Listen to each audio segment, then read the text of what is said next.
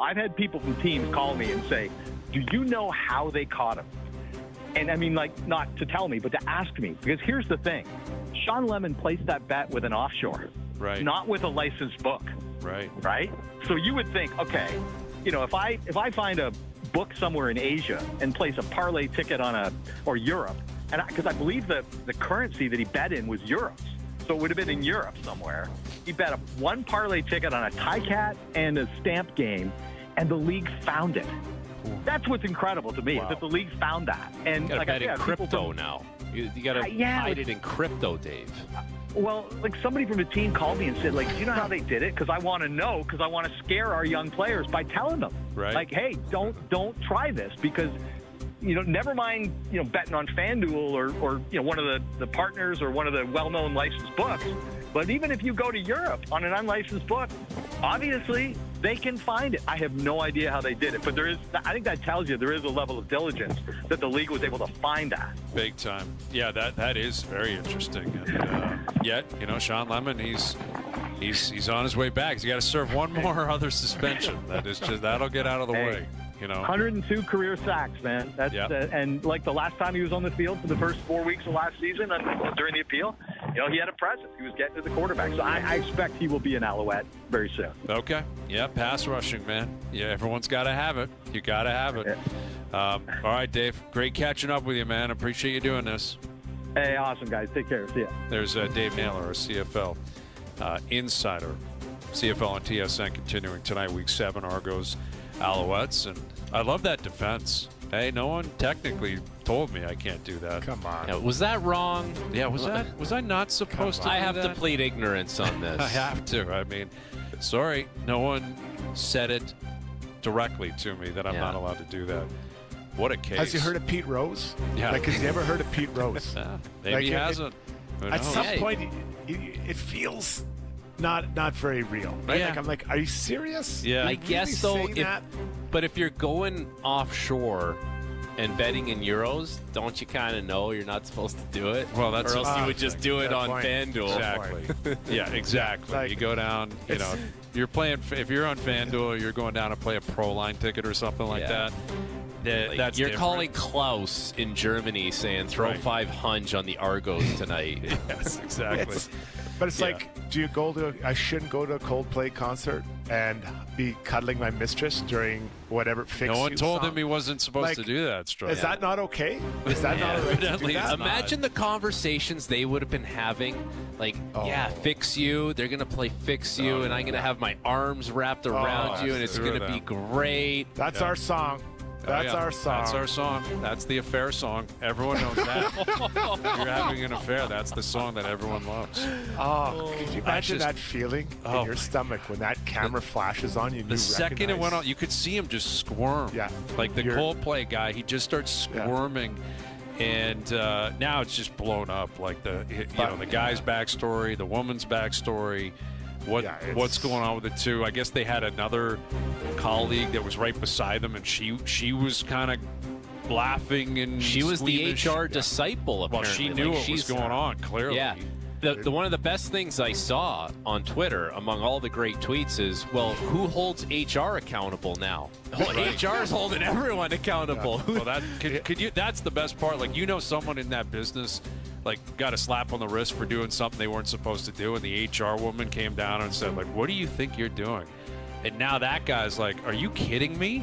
You're with the CEO at the Coldplay concert. Like, what are you yelling at me for? I'm just trying to get by here. And this is like the whole company. I can't even imagine what work. Imagine the group chats last night. That company and the CEO and the head of HR were hooking up at the Coldplay concert. Yeah, and they're out of sync. They're swaying out of sync to the music. Now, if we show that one more time, is that Mitch Marner who pops up in the background with the glasses on? It might be. It's his doppelganger. You know, you can see. So here they are. Oh, boy, I'm in trouble. Then this guy's got his hands up in there. Then all of a sudden, out of nowhere, Mitchell Marner. There's Mitch. No, this is it right here. This is him. Right there, 93 for the Gold Knights. He's fired up. Look at him. That is Mitch. I think it is him. I think he's in Boston. I think you're right. That could be Marner. He might be up there in that CEO suite. Who knows what he's doing. There he is. That does look like Mitch. He looks comfortable. He looks like he's happy. He's everywhere. Yeah. You can't get away from Mitch Marner right now. Yeah, the Coldplay crew. That's a tough one, man. Dude, that thing is everywhere. I also saw another one that was great. It was, on LinkedIn, it has that banner that says open to work or open for work. It had the picture of them two hugging, and it says open for work. Open for work.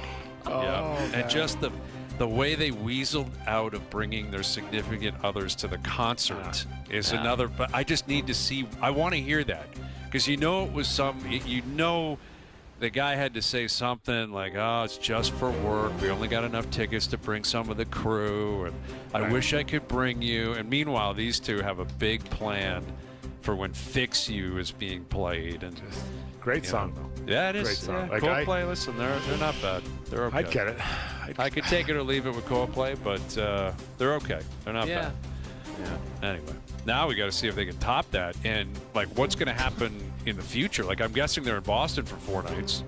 I'm assuming they're probably there for 3 or 4 nights. He's going to be making jokes like crazy. What's his name? Chris Martin. He's been making jokes like crazy. He's going to pan over to people like, "Hey, he'll be working. You have the crowd, a significant other at home, or is that your wife?" He'll be working the crowd. Wow. It'll be a Yuck Yucks type vibe, I would think. For think of the Coldplay people. Tonight. They're going to go with their affair people. Those plans are broken. Oh, for sure. If I was planning on going, "Hey, babe, we can't go." Some guy had a plan tonight with the side piece, and he's like, "All bets are off. You're out. Not happening. We're not going to see Coldplay tonight. Cannot happen."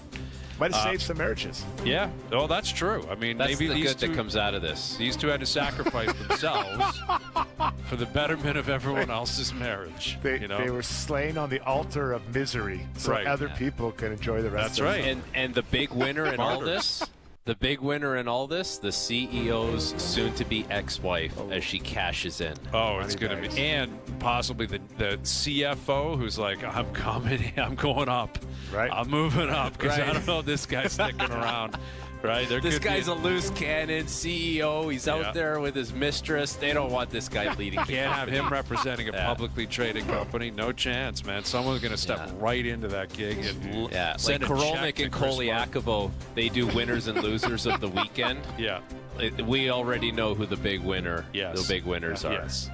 Whoever is second in command at that company, the Bobby Webster of that company, send out memos, and they don't address who they're actually trying to address in the memo, but you can kind of fill in the blanks. Yes. What if there's a memo that goes out and it's like, "Just for everyone's clarification, we are very against intercompany relations.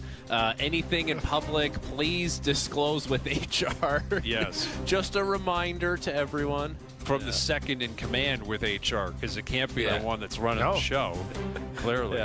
Those are the best. I used to get that all the time. Not all the time, but the passive-aggressive emails from daycare when